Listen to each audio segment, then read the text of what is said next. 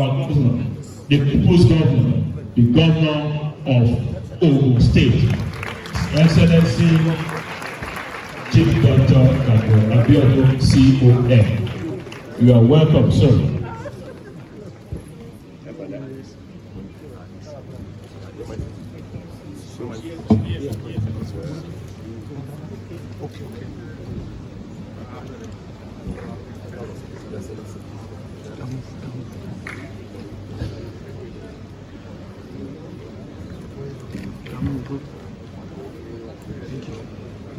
Thank you.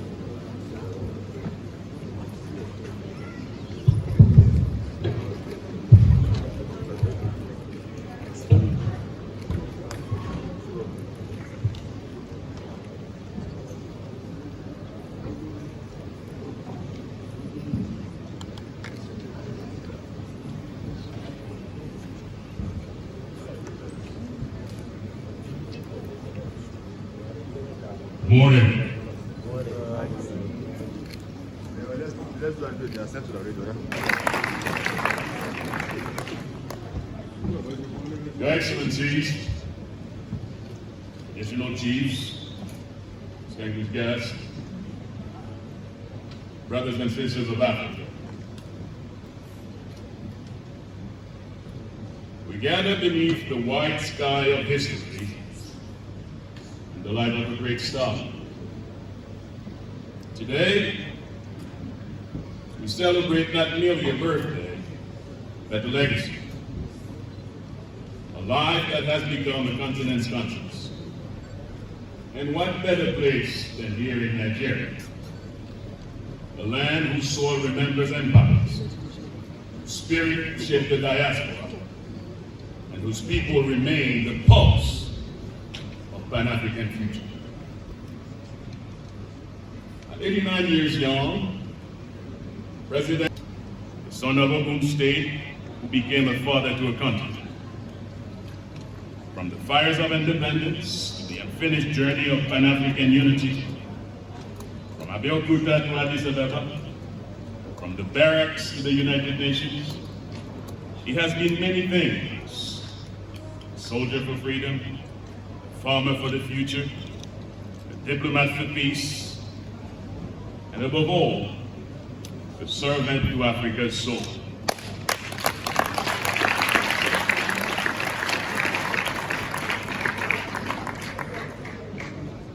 When I first met Baba on the sideline of the UN General Assembly in New York last September, our conversation quickly turned to the destiny of Haiti and its rightful place for his foresight, but reminded him that earlier when I was speaking with him and I had told him about my essay on Haiti, the African Union, and other lectures I had given, I reminded him that he told me, Ambassador, you have not been far enough.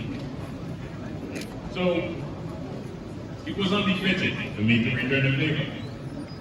With respect and candor, I told him, Your Excellency, you have not gone far enough either.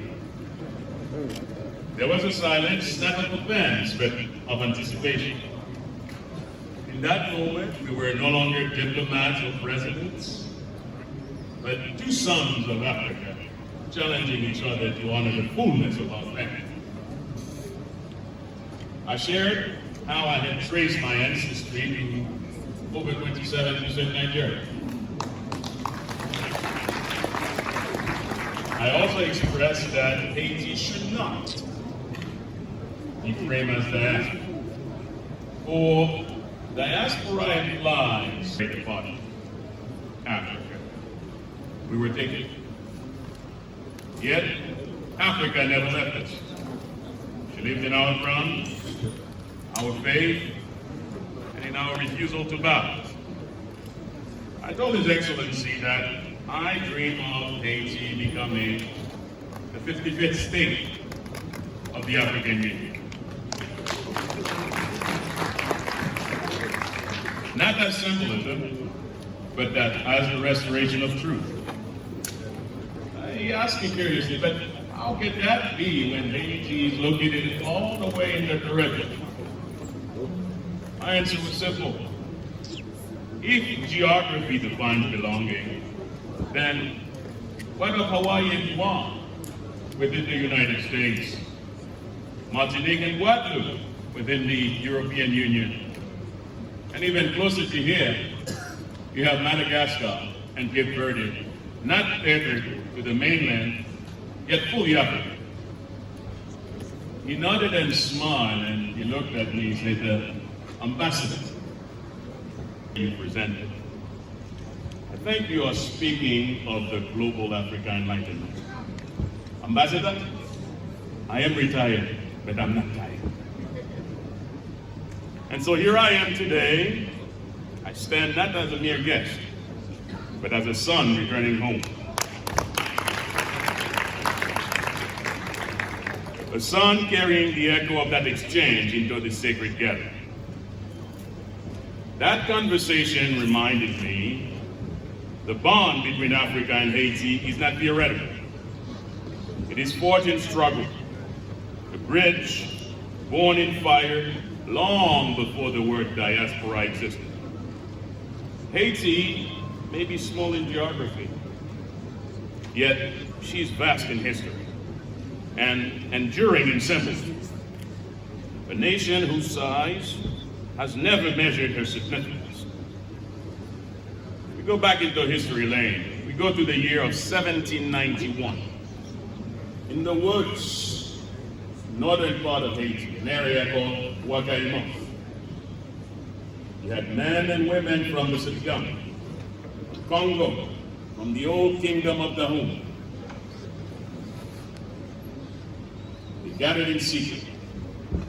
They spoke different tongues, but spoke one language, the language of freedom. By firelight and storm, they swore an oath, liberty or death. That oath was not a Caribbean act, it was an African act.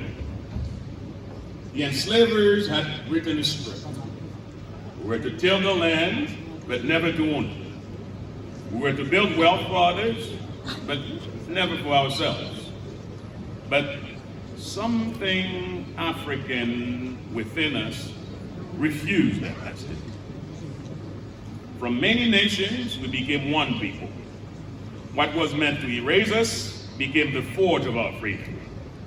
So 12 years later, on November 18, 1803, at the great Battle of Vertier in the northern part of Haiti, the vow of Brakaima was kept. Louisiana, South America, and every plantation where freedom whispered. The world learned a lesson it tried hard to forget, that Africans, even in captivity, were authors of history, not its subjects. History often remembers the Battle of Waterloo. Conscience must also remember the great Battle of Vertier, the moment an enslaved people revealed that the age of empires had limits. Our freedom was met with a legacy, and it was met with a heavy price. In 1825, an indemnity of 150 million francs in gold was imposed under the shadow of Washington, an economic burden that shaped Haiti's destiny for generations.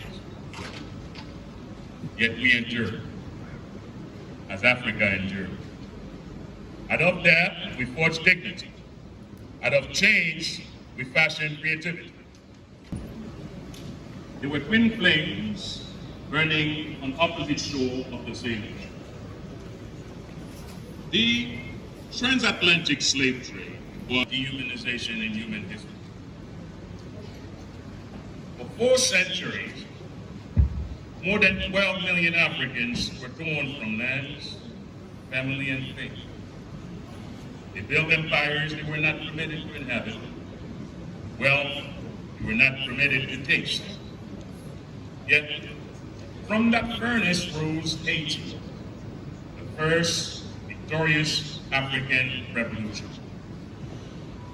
And long before change and shifts, Africa had already proclaimed the dignity of human life.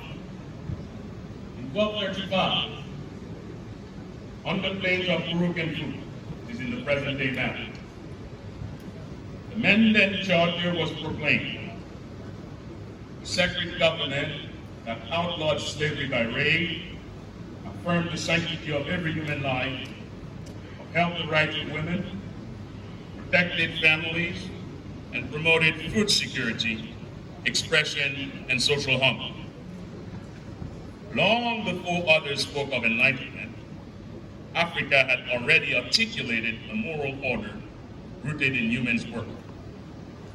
Colonialism sought not only to rule bodies, but to rule memory.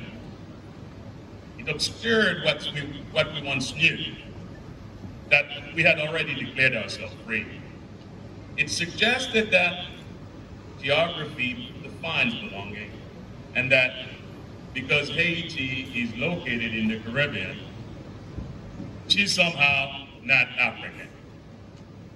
But accepting that logic is accepting the cartography of countries. The separation of geography was their strategy. Reclaiming our unity is our endurance. The tragedy is not that we were enslaved. It is that the memory of our freedom was buried. The global Africa Enlightenment is not an invention. It is a remembrance. The restoration of a truth Africa once declared, that we are not children of violence. We are inheritors of vision.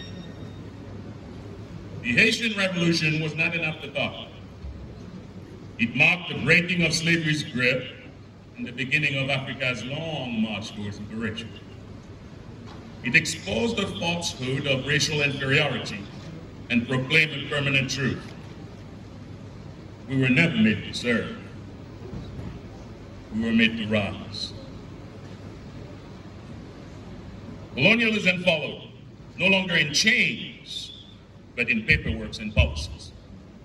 It carved borders we did not choose and economies we did not design. Yet, it could not erase who we are. This century now calls for us to finish what our ancestors began. Turn pain into purpose, and history into power. Claim the dignity of the future through the lessons of the past. We shape sovereignty not only with flags, but with vision. We are not here to reopen old wounds. We are here to honor them and to let our scars guide us forward.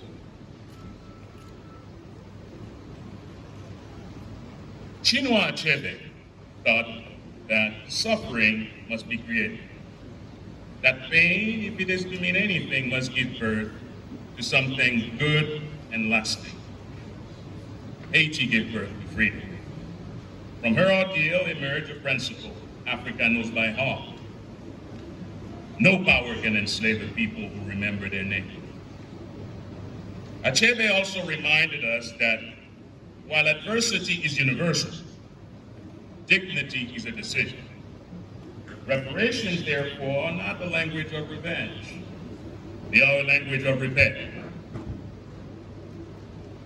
The mending of the breach between history and justice. Now, if such repair must begin anywhere, let it begin where the human spirit first proved it could not be owned, in Haiti, Africa's first continent, so that healing may travel home to the mother country.